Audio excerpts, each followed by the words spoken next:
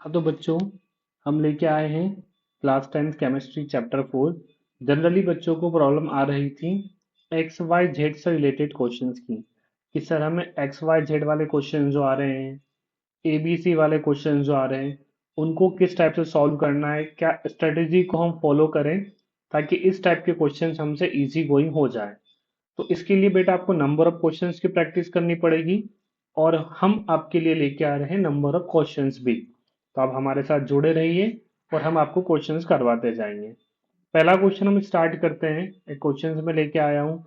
इस टाइप के क्वेश्चंस को करने के लिए सबसे पहले आपको क्वेश्चंस को बहुत प्यार से, बहुत आराम से पढ़ना होगा। और जब आप क्वेश्चंस बहुत प्यार से और आराम से पढ़ लेते हैं और स्टेप बाय स्टेप आप क्वेश्चंस को पढ़ते जाइए और धीरे धीरे उसको सॉल्व करते जाइए, आपका पूरा क्वेश्चन सॉल्व हो जाएगा। स्टार्ट करते हैं। क्वेश्चन क्या है हमारा? A compound A react with base to form salt and water. The compound has the molecular formula C2H4O2। ठीक है। अब हमें ध्यान रखना है कि कंपाउंड ए है, ठीक है, और वो किसके साथ रिएक्शन कर रहा है? बेस के साथ। तो हमने इसकी बेस के साथ रिएक्शन करवा दी, और क्या बन रहा है? सॉल्ट प्लस वाटर बन रहा है। ठीक है। तो हमें एक ऐसी रिएक्शन देखनी है जिसमें कोई सॉल्ट है, सॉल्ट का फॉर्मेशन हो रहा है, वाटर आपके साथ प्रोडक्ट में निकल रहा है। ए आपका क्या है? एसिड है, बी आपका बेस है। और ए के लिए आपको हिंट दे रखी है C2H4O2। तो अगर मैं इस पे फोकस करूं, C2, एक और एक कितने हो गए? दो। ठीक है, दो कार्बन है मेरे पास।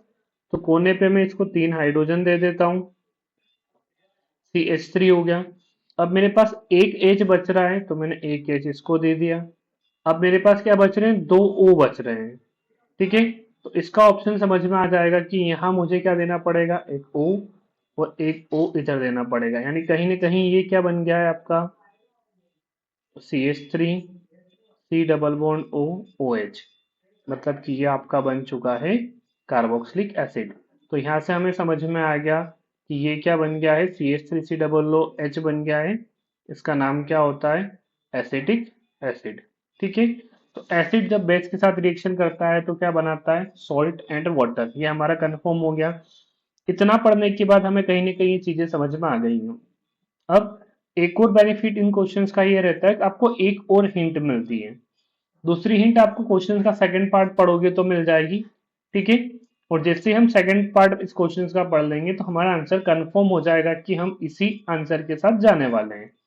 The compound A react with another compound B having molecular formula C2H6O in the presence of an acid to form a sweet smelling substance or compound C। जैसे ही स्वीट स्पेलिंग सब्सटेंस हमने सुना, हमारे mind में बत्ती चल गई कि ये आपका क्या बनने वाला है?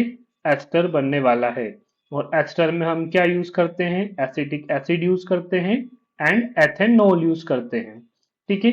अब मैंने इस ए वाले क्वेश्चंस को फिर से लिख रखा है ताकि हम इसको अच्छे से कर पाए। चलो अब सीधे अपन सिस्टोमेटिक सॉल्यूशंस पे आते हैं। तो हमारा कंफर्म हो गया है कि ये क्या है आपका?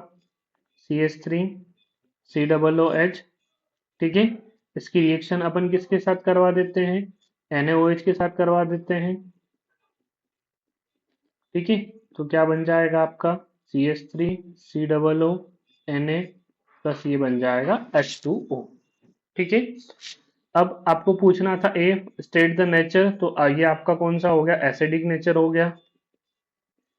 ठीक है, हमने क्या बता दिया इसका नेचर? नेचर कौन सा? एसिडिक।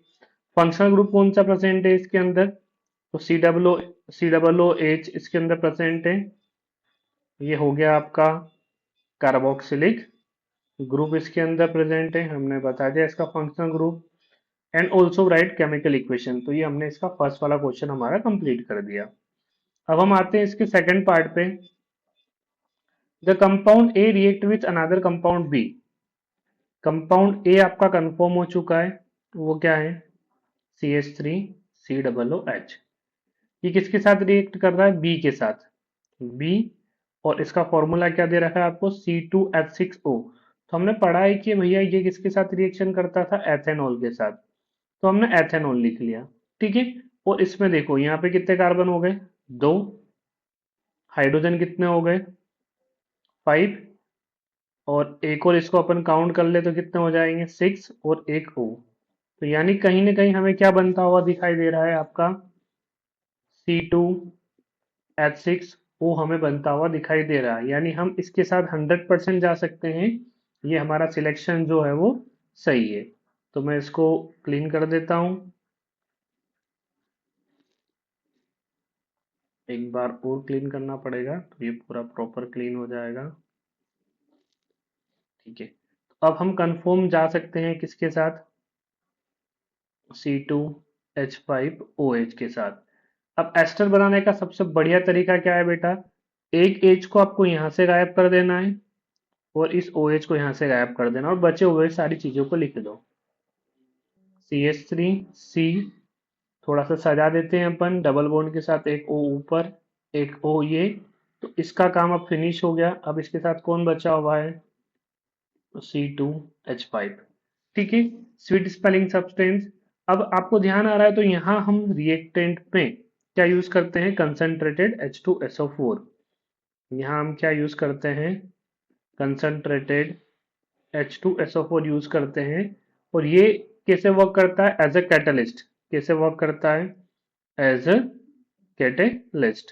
कैटलिस्ट का क्या काम होता है, रेट ऑफ रिएक्शन, यानी कि रिएक्शंस को आपको थोड़ा सा जल्दी करवा दे। ठीक है, तो हम बोल सकते हैं कि increase rate of reaction, reaction को जल्दी करवाने का काम कौन करता है, आपका कंसंट्रेटेड H2SO4। तो ये हमारे सारे कंपाउंड्स हो गए और इसका सिस्टोमेटिक आंसर आपको इस टाइप से मिल जाएगा। एथेनोइक एसिड बनने वाला है, एसिडिक नेचर है इसका, फंक्शनल ग्रुप कौन सा प्रेजेंट है तो कार्बोक्सिलिक एसिड। ये आपकी रिएक्शन हो गई। नेम क्या हो गया इसका, sodium ethanoate, reaction of A and B. और ये आंसर्स मैं आपको डिस्क्रिप्शन में पेस्ट भी कर दूंगा। बी आपका एथेनॉल हो गया, सी आपका क्या बन गया, इथाइल एथेनॉइड, एस्टर का फॉर्मेशन हो गया। कैसे वर्क करता है, एज अ कैटलिस्ट वर्क करता है, और हम इसको क्या बोल सकते हैं, डी हाइड्रेटिंग एजेंट भी बोल सकते हैं।